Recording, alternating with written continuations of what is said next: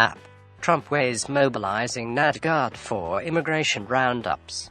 The Trump administration is considering a proposal to mobilize as many as 100,000 National Guard troops to round up unauthorized immigrants, including millions living nowhere near the Mexico border, according to a draft memo obtained by the Associated Press. The 11-page document calls for the unprecedented militarization of immigration enforcement as far north as Portland, Oregon, and as far east as New Orleans, Louisiana. 4 states that border on Mexico are included in the proposal: California, Arizona, New Mexico, and Texas, but it also encompasses 7 states contiguous to those 4: Oregon, Nevada, Utah, Colorado, Oklahoma, Arkansas, and Louisiana. White House spokesman Sean Spicer said the app report was 100% not sure and irresponsible. There is no effort at all to utilize the National Guard to round up unauthorized immigrants, he said. Governors in the 11 states would have a choice whether to have the Guard troops participate, according to the memo, written by U.S. Homeland Security Secretary John Kelly, a retired 4-star Marine general. While National Guard personnel have been used to assist with immigration-related missions on the U.S.-Mexico border before, they have never been used as broadly or as far north. The memo is addressed to the then-acting head of U.S. Immigration and Customs Enforcement and U.S. Customs and Border Protection. It would serve as guidance to implement the wide-ranging executive order on immigration and border security that President Donald Trump signed Jan. 25. Such memos are routinely issued to supplement executive orders. Also dated Jan. 25. The draft memo says participating troops would be authorized to perform the functions of an immigration officer in relation to the investigation, apprehension and detention of aliens in the United States. It describes how the troops would be activated under a revived state-federal partnership program, and states that personnel would be authorized to conduct searches and identify and arrest any unauthorized immigrants. Requests to the White House and the Department of Homeland Security for comment and a status report on the proposal were not answered. The draft document has circulated among DHS staff over the last 2 weeks. As recently as Friday, staffers in several different offices reported discussions were underway. If implemented, the impact could be significant. Nearly 1/2 of the 11.1 million people residing in the U.S. without authorization live in the 11 states, according to Pew Research Center estimates based on 2014 census data. Use of National Guard troops would greatly increase the number of immigrants targeted in one of Trump's executive orders last month, which expanded the definition of who could be considered a criminal and therefore a potential target for deportation. That order also allows immigration agents to prioritize removing anyone who has committed acts that constitute a chargeable criminal offense. Under current rules, even if the proposal is implemented, there would not be immediate mass deportations. Those with existing deportation orders could be sent back to the countries of origin without additional court proceedings. But deportation orders generally would be needed for most other unauthorized immigrants.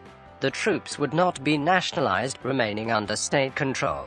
Spokespeople for the governors of Arizona, Utah, Nevada, California, Colorado, Oklahoma, Oregon, and New Mexico said they were unaware of the proposal, and either declined to comment or said it was premature to discuss whether they would participate. The other 3 states did not immediately respond to the app. The proposal would extend the federal-local partnership program that President Barack Obama's administration began scaling back in 2012 to address complaints that it promoted racial profiling. The 287 program, which illegally as a regular part of the law enforcement duties on the streets and in jails. The draft memo also mentions other items included in Trump's executive order, including the hiring of an additional 5,000 border agents, which needs financing from Congress, and his campaign promise to build a wall between the U.S. and Mexico. The signed order contained no mention of the possible use of state National Guard troops. According to the draft memo, The militarization effort would be proactive, specifically empowering Guard troops to solely carry out immigration enforcement, not as an add-on the way local law enforcement is used in the program. Allowing Guard troops to operate inside non-border states also would go far beyond past deployments. In addition to responding to natural and man-made disasters or for military protection of the population or critical infrastructure, State Guard forces have been used to assist with immigration-related tasks on the U.S.-Mexico border, including the construction of fences. In the mid-2000s, President George W. Bush twice deployed Guard troops on the border to focus on non-law enforcement duties to help augment the Border Patrol as it bolstered its ranks.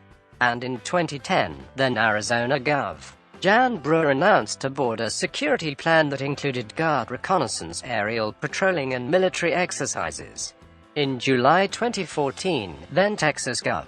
Rick Perry ordered 1,000 National Guard troops to the border when the surge of migrant children fleeing violence in Central America overwhelmed U.S. officials responsible for the care. The Guard troops' stated role on the border at the time was to provide extra sets of eyes but not make arrests.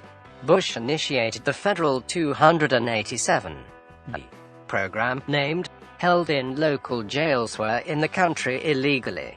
ICE trained and certified roughly 1,600 officers to carry out those checks from 2006 to 2015. The memo describes the program as a highly successful force multiplier that identified more than 402,000 removable aliens. But federal watchdogs were critical of how DHS ran the program, saying it was poorly supervised and provided insufficient training to officers, including on civil rights law. Obama phased out all the arrest power agreements in 2013 to instead focus on deporting recent border crossers and immigrants in the country illegally who posed a safety and national security threat. Trump's immigration strategy emerges as detentions at the nation's southern border are down significantly from levels seen in the late 1990s and early 2000s. Last year, the arrest tally was the fifth lowest since 1972. Deportations of people living in the U.S. illegally also increased under the Obama administration. Though Republicans criticized Obama for setting prosecution guidelines that spared some groups from the threat of deportation, including those brought to the U.S. illegally as children.